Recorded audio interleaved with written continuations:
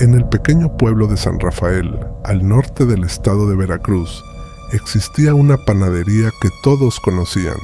No había quien no hubiera probado, al menos una vez, los famosos empanadas de carne del señor Ernesto Mendoza, un hombre callado, amable y siempre sonriente.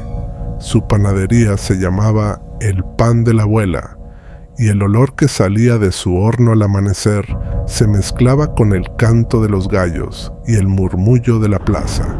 A simple vista, era un negocio modesto, con un letrero de madera ya desgastado por el sol y una puerta que siempre estaba entreabierta. Los clientes entraban, saludaban a Ernesto, y él respondía con el mismo gesto amable de siempre, secándose las manos en su delantal blanco manchado de harina. Todo hecho a mano, decía con orgullo, como lo hacía mi madre. Ernesto llevaba más de 20 años en el pueblo. Había llegado desde Córdoba buscando una vida tranquila, después de haber trabajado como carnicero en los mataderos de la capital.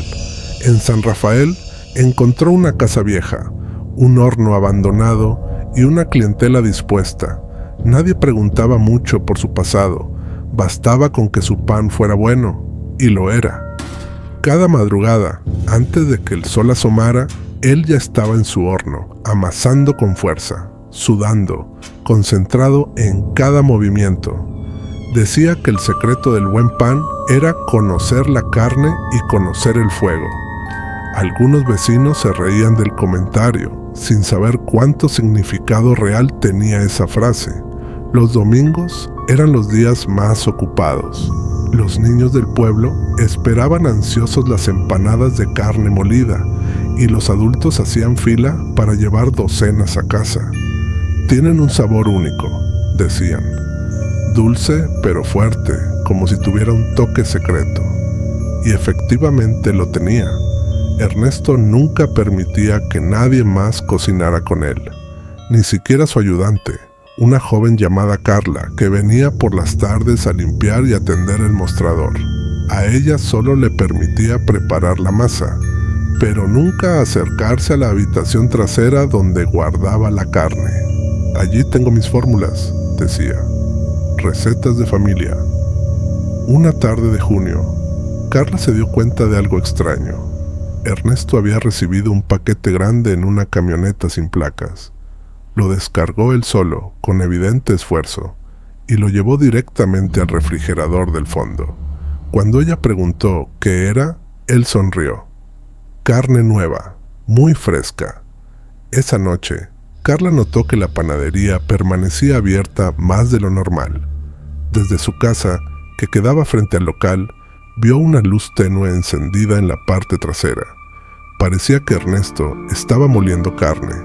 El ruido de la máquina, una especie de trituradora, no se detuvo hasta casi la medianoche. Al día siguiente, el aroma del pan era distinto, más fuerte, más denso. Los clientes, sin embargo, lo alabaron más que nunca. Nunca había probado algo tan bueno, dijo una anciana. Es como si el pan tuviera alma. Durante las semanas siguientes, varios hombres sin hogar que dormían cerca del mercado desaparecieron. Nadie les dio importancia, eran migrantes, gente de paso. Pero Carla empezó a notar un patrón. Cada vez que uno desaparecía, al día siguiente Ernesto tenía más carne. Una tarde decidió entrar al cuarto trasero mientras él no estaba. El olor metálico la golpeó de inmediato. En la mesa de acero había una balanza, un cuchillo enorme y varios trozos de carne envueltos en papel. En el suelo, manchas oscuras, no de vino, no de salsa, sino de sangre. Carla sintió náuseas. Salió corriendo, pero no dijo nada. En un pueblo tan pequeño, acusar sin pruebas era peligroso. Además, ¿quién iba a creer que el panadero más querido de San Rafael usaba carne humana? Sin embargo, los rumores comenzaron. Alguien comentó que el perro del cura había encontrado un brazo en la basura del callejón detrás de la panadería. Otros decían que el panadero salía por las noches con su camioneta hacia las afueras, donde se encontraban los campamentos de migrantes.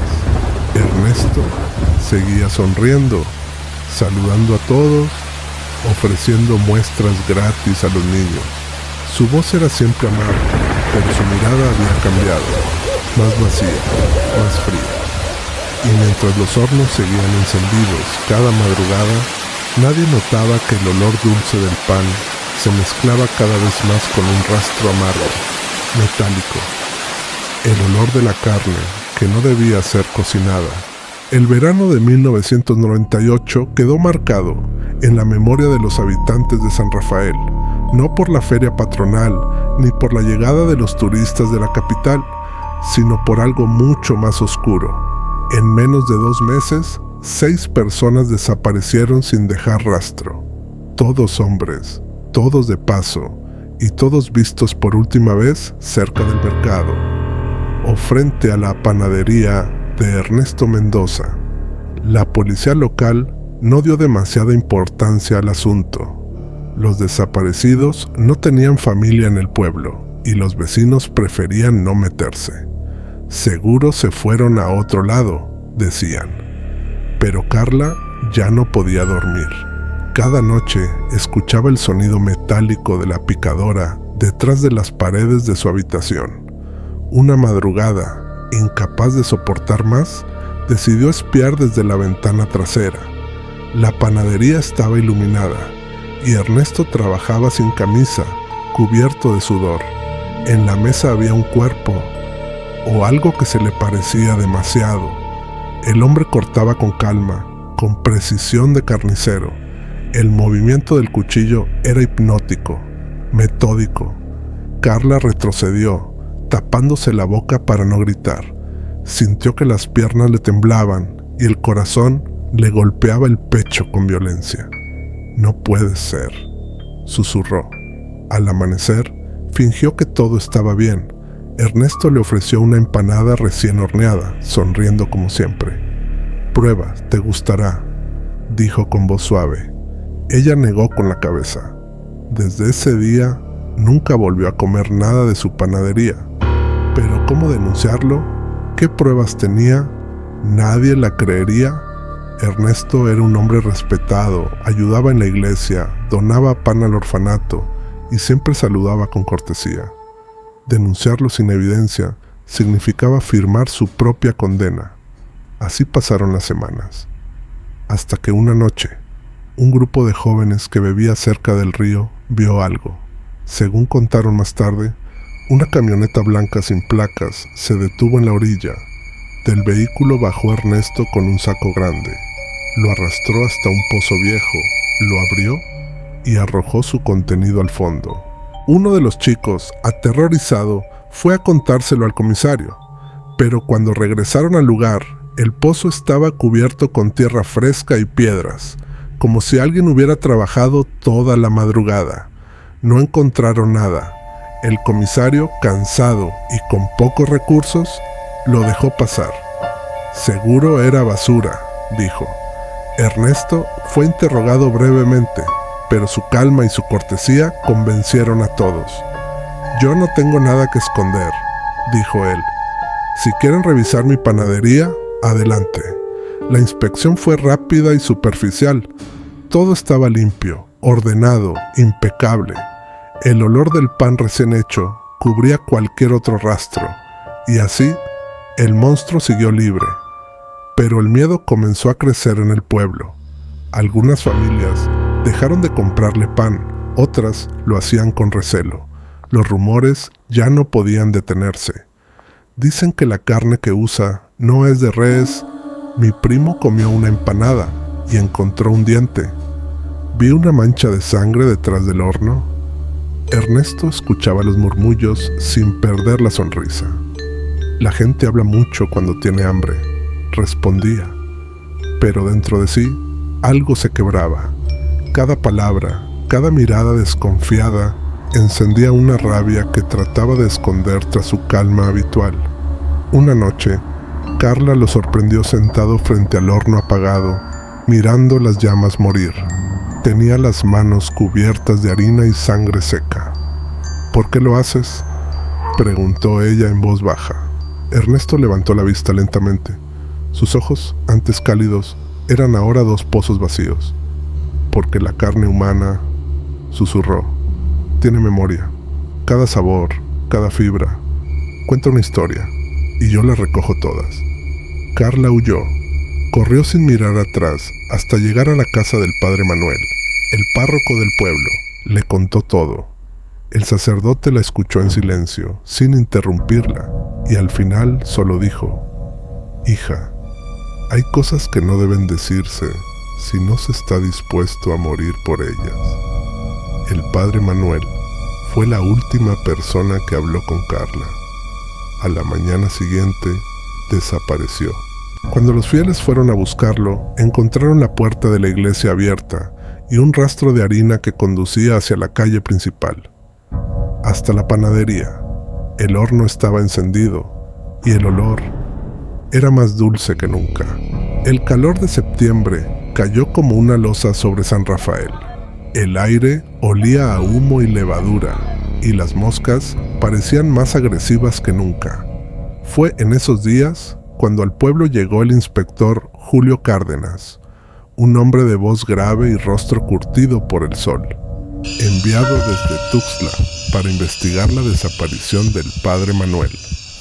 Julio no era nuevo en historias raras. Había visto cosas que lo habían dejado sin sueño durante años. Pero lo que encontró en San Rafael le provocó una incomodidad distinta. Era ese tipo de silencio colectivo que solo existe cuando todos saben la verdad y nadie se atreve a decirla. ¿Dónde fue visto por última vez el sacerdote?, preguntó. En la panadería de Ernesto, contestó un vecino con voz temblorosa. El nombre se repetía en cada testimonio. Ernesto, el panadero. Siempre amable, siempre solitario. Nadie lo había visto enfadado, pero tampoco nadie había estado nunca dentro de su casa. El inspector decidió empezar por ahí. Cuando entró a la panadería por primera vez, el olor dulce del pan recién hecho lo envolvió como una cortina. Todo estaba limpio, pulcro, demasiado perfecto. Ernesto salió del cuarto trasero secándose las manos con un trapo. Buenos días, oficial. ¿Le ofrezco algo de comer? Julio observó sus ojos. Había algo extraño en ellos. No miedo, sino una serenidad inquietante. Solo algunas preguntas, dijo mostrando su placa. El interrogatorio duró más de 1 hora. Ernesto respondió a todo sin vacilar. Dijo que el padre Manuel había pasado por la tarde anterior para bendecir el horno, una costumbre del pueblo antes del Día de los Difuntos, que luego se fue caminando hacia el río, que no volvió a verlo. Nada en sus palabras parecía falso, pero algo en la cocina no cuadraba. Había marcas recientes en el suelo, como si se hubiera arrastrado algo pesado, y en un rincón, Julio vio un pequeño botón negro, cubierto de harina. Lo tomó con cuidado y lo guardó en una bolsa. Gracias por su tiempo, don Ernesto, dijo el inspector antes de salir. Seguramente volveré. Ernesto sonrió, aunque su sonrisa parecía ahora más tensa. Aquí estaré, señor. Siempre me levanto temprano. Julio alquiló una habitación sobre la tienda del pueblo y empezó a revisar los casos de los desaparecidos. Todos hombres, todos vistos cerca del mercado. Todos habían comido, al menos una vez, en la panadería. Los archivos antiguos hablaban de otros casos similares, incluso antes de que Ernesto llegara al pueblo. Pero entonces, el negocio era de otro panadero, un hombre que murió misteriosamente en 1983. El acta de defunción decía, accidente con el horno. Nadie había investigado más. Esa noche, mientras escribía su informe, Julio escuchó pasos en el pasillo.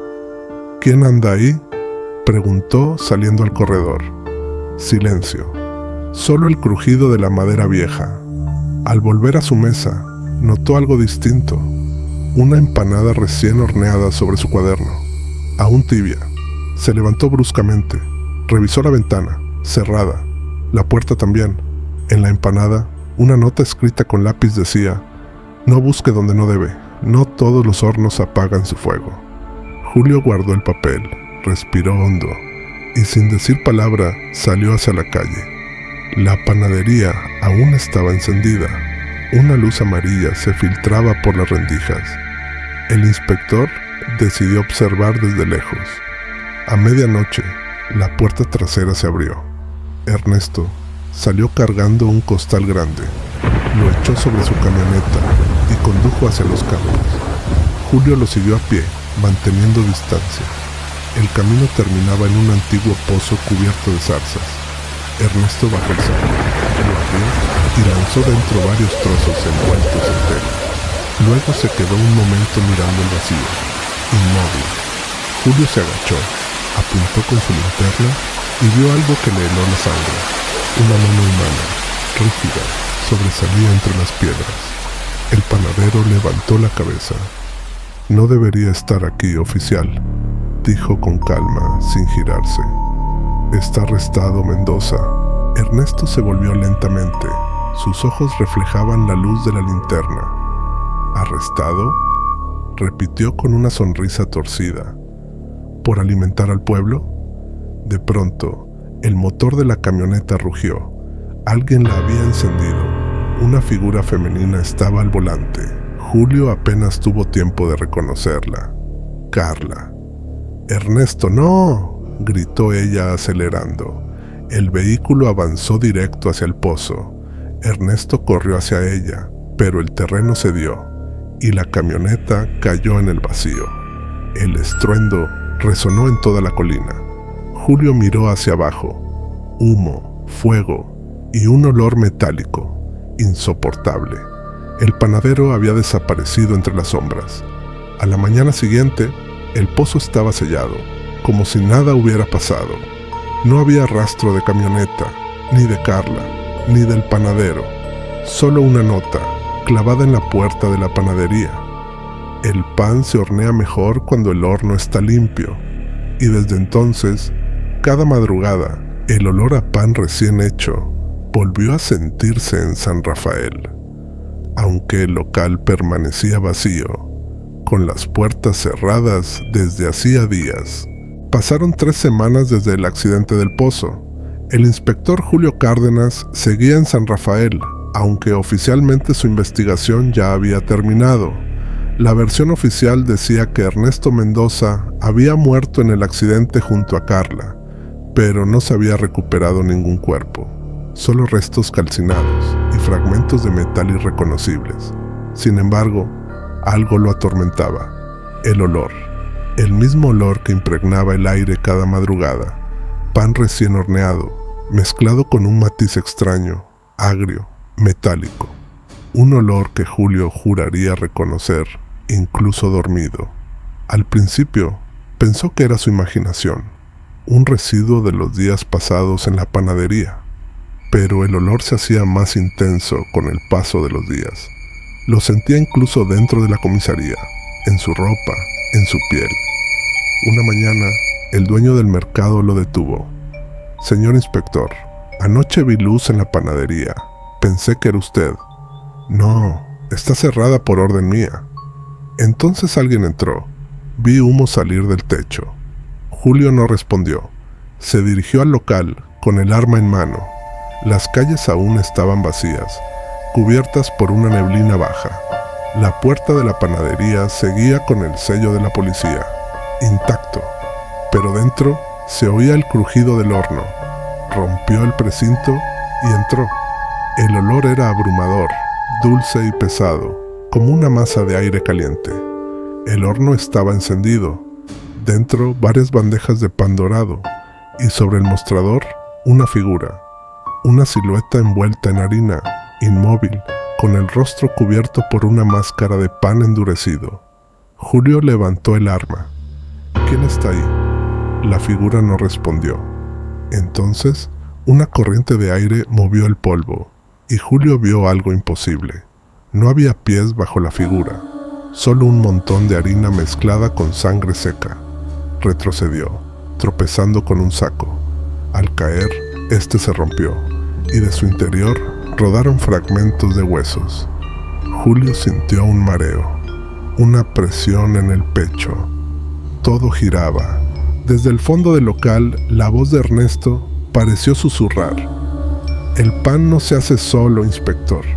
Alguien siempre debe darle forma». Esa noche, Julio no pudo dormir. Encendió un cigarro tras otro, mirando por la ventana del hotel. La panadería seguía oscura, pero de cuando en cuando creía ver una sombra moviéndose dentro. Al amanecer, fue a hablar con doña Rebeca, una anciana que había vivido en San Rafael toda su vida. Ese hombre, el panadero, ¿usted sabía algo de él? La mujer lo miró en silencio. Ernesto no fue el primero. Ese horno ha estado encendido desde hace más de 100 años. Cada dueño desaparece, pero el fuego siempre vuelve. ¿Qué quiere decir? Que el horno elige. Julio le escuchó sin responder. Aquella idea le pareció absurda, pero algo en su tono lo perturbó profundamente. Esa tarde revisó los registros municipales. Encontró al menos 4 panaderos anteriores a Ernesto, todos muertos o desaparecidos en circunstancias similares. Cada década la historia se repetía: nuevos dueños, nuevas desapariciones, pan más sabroso que nunca. El inspector comenzó a notar cosas extrañas. Su reflejo en el espejo parecía más pálido. Sus manos olían a levadura, incluso sin haber tocado pan. Las noches se volvían más largas y los sueños más reales. Soñaba con el horno encendido, con el sonido de la masa siendo amasada, con una voz que decía: «El fuego no se apaga mientras alguien lo alimente». Una madrugada despertó con el sonido de golpes en la puerta. «¿Inspector?». Era un joven del pueblo, pálido, temblando. «Tiene que venir. El horno está encendido otra vez». Julio se vistió a toda prisa y corrió hacia la panadería. Desde lejos ya veía el humo blanco salir por la chimenea. Al llegar, el portón estaba abierto de par en par. Dentro, un hombre amasaba pan, de espaldas a la puerta. «¡Alto ahí!», gritó Julio, apuntando su arma. El hombre se giró lentamente. Era Ernesto, o al menos algo con su rostro. Sus ojos estaban vacíos, las pupilas blancas, la piel cubierta de harina agrietada. «Le dije que el pan no se hace solo», susurró con una sonrisa quebrada. «El horno lo recuerda todo, hasta los huesos». Julio disparó. 1, 2, 3 veces. El cuerpo cayó, desmoronándose como si estuviera hecho de polvo. Pero entonces el horno rugió, lanzando una llamarada tan fuerte que rompió los vidrios. Julio retrocedió y el fuego lo envolvió.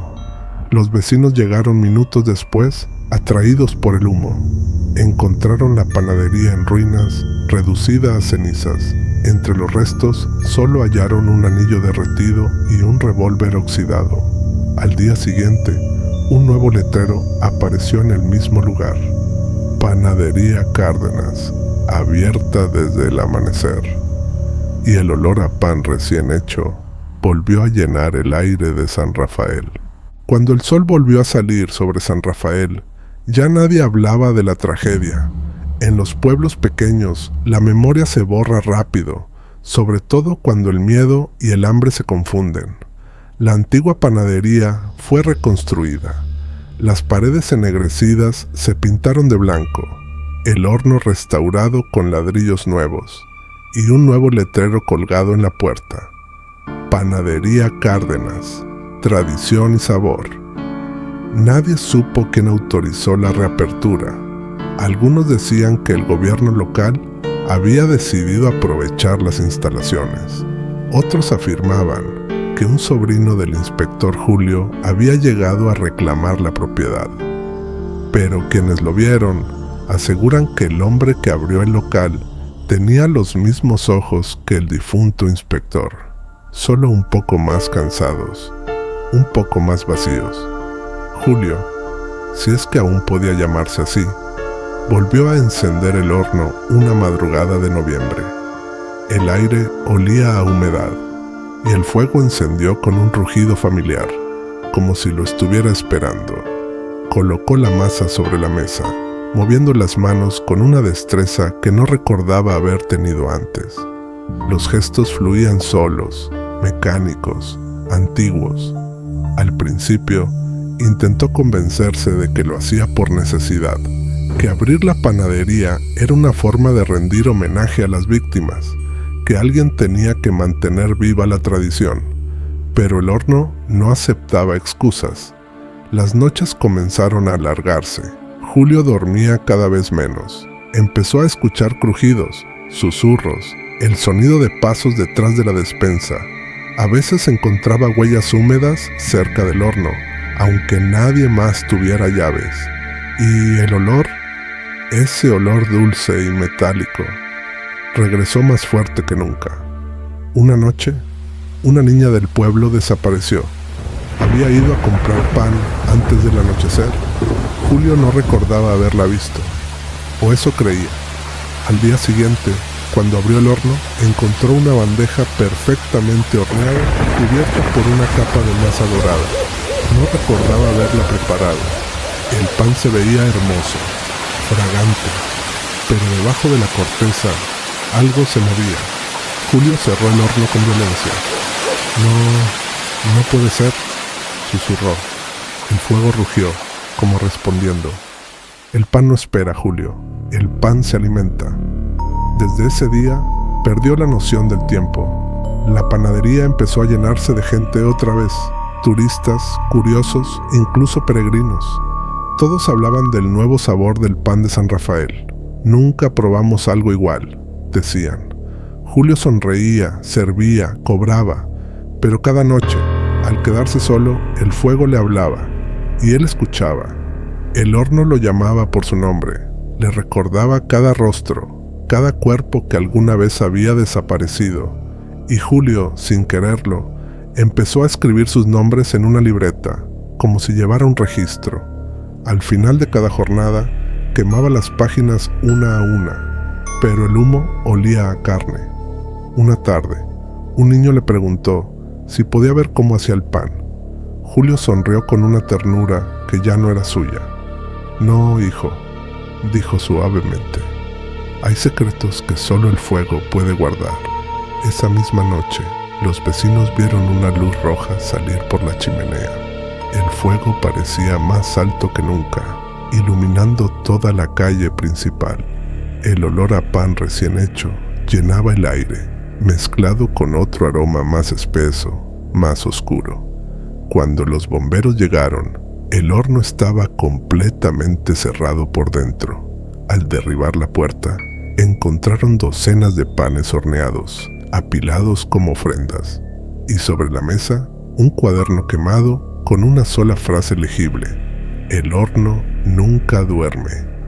Entre las cenizas, los hombres hallaron una figura carbonizada, aún de pie frente al horno. Nadie pudo reconocer el rostro, pero en el bolsillo del delantal había un fragmento de placa policial. Inspector Julio Cárdenas. Desde entonces, el local quedó abandonado. El gobierno intentó demolerlo, pero los obreros se negaron. Decían que cada vez que golpeaban las paredes, escuchaban gritos desde el interior del horno.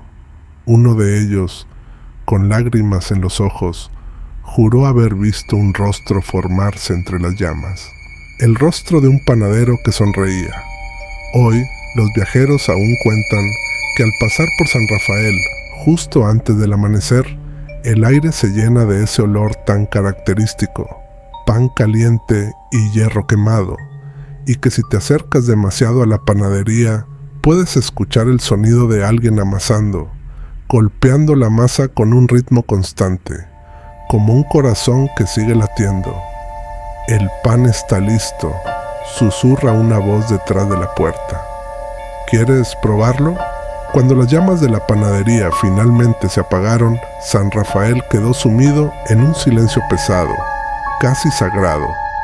Durante días, el humo siguió flotando sobre el pueblo, como si el aire mismo se negara a olvidar. Los vecinos caminaban con la cabeza baja, esquivando la mirada unos de otros. Nadie quería hablar de lo ocurrido. Nadie quería admitir que habían probado aquel pan. Una semana después, la policía estatal llegó con órdenes de registrar el lugar. Entre los escombros hallaron restos óseos humanos mezclados con harina y trozos de masa endurecida. Había huellas, fragmentos de uñas, mechones de cabello. Todo apuntaba a una sola conclusión. Julio Cárdenas, el antiguo inspector, se había convertido en el nuevo asesino del pueblo. El informe fue breve: psicosis inducida, trauma posinvestigación, homicidio y canibalismo ritual. El caso fue cerrado sin juicio público, pero el cuerpo de Julio no fue incinerado como ordenaba el protocolo. Fue trasladado a la prisión estatal de Villagrán, donde aguardaría su condena definitiva. Las noches en Villagrán eran largas y húmedas. El olor a metal y sudor impregnaba cada pared. Julio pasaba las horas sentado en su litera, mirando el suelo.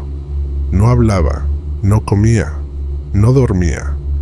Los guardias lo llamaban el panadero, y algunos decían que cuando pasaban frente a su celda olían a levadura. Los toxicólogos intentaron interrogarlo varias veces. Él siempre respondía lo mismo: yo solo horneaba lo que el fuego pedía. Una tarde, uno de los internos lo golpeó en el comedor. «¡Caníbal de mierda!», le gritó antes de hundirle una cuchara en el brazo.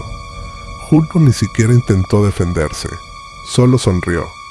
De su herida salió un hilo de sangre espesa que cayó sobre la mesa formando un pequeño círculo rojo. Los presos juraron que olía a pan tostado. Después de eso, lo aislaron. La celda era pequeña, sin ventanas, solo una bombilla que parpadeaba a cada rato. Ahí comenzó a escuchar nuevamente la voz, la misma voz del horno, suave, constante, familiar. El fuego no muere, Julio, solo cambia de lugar. El alcaide ordenó una revisión médica. El informe del doctor decía: paciente con signos de despersonalización y delirio auditivo. Habla con interlocutores invisibles. Asegura oír el crepitar de un horno. Los guardias se reían, pero cada madrugada un olor extraño se filtraba por los pasillos. Primero leve, luego intenso. A pan recién hecho. Pensaron que venía de la cocina del penal, pero cuando revisaron, el horno estaba apagado. Aún así, el aroma seguía allí. Los internos comenzaron a murmurar. Algunos soñaban con la panadería en ruinas, otros con el sonido del fuego rugiendo detrás de las paredes, y siempre, en el centro del sueño, la figura de Julio, de pie mirando el horno, sus manos moviéndose con calma, amasando algo invisible. Una noche sin luna, los gritos despertaron a toda la prisión. Los guardias corrieron hacia la celda de aislamiento. El olor era insoportable, una mezcla de pan quemado, sangre y humo. La puerta de hierro estaba caliente, como si del otro lado hubiera fuego. Cuando finalmente lograron abrirla, un vapor denso los envolvió. Julio estaba en el centro de la celda, de pie, completamente cubierto de ceniza. A su alrededor, las paredes estaban negras, quemadas desde adentro. Sobre el suelo, dibujos extraños hechos con harina y sangre formaban un círculo. Y frente a él, una llama pequeña danzaba en el aire, flotando como viva. El alcaide retrocedió horrorizado. «¡Apaguen eso!», gritó. Pero la llama no se apagaba, ni con agua ni con los extintores. Parecía moverse, respirar. Julio levantó la vista. Sus ojos, antes oscuros, ahora eran rojos, iluminados por el fuego. «Les dije que el horno nunca muere», susurró. Y en ese instante, el fuego se extendió. Las alarmas sonaron, los presos gritaron, los guardias corrieron, pero el incendio fue imparable. En menos de una hora, 3 pabellones completos ardían. Cuando los bomberos llegaron, La prisión era un infierno. Solo lograron rescatar a unos pocos sobrevivientes. Julio no estaba entre ellos.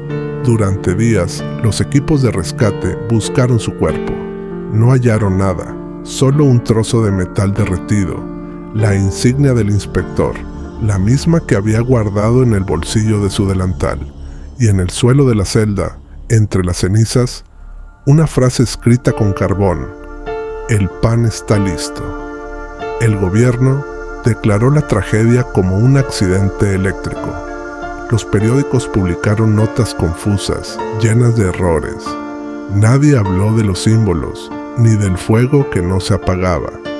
Pero los sobrevivientes contaron otra historia, una que nunca se publicó oficialmente.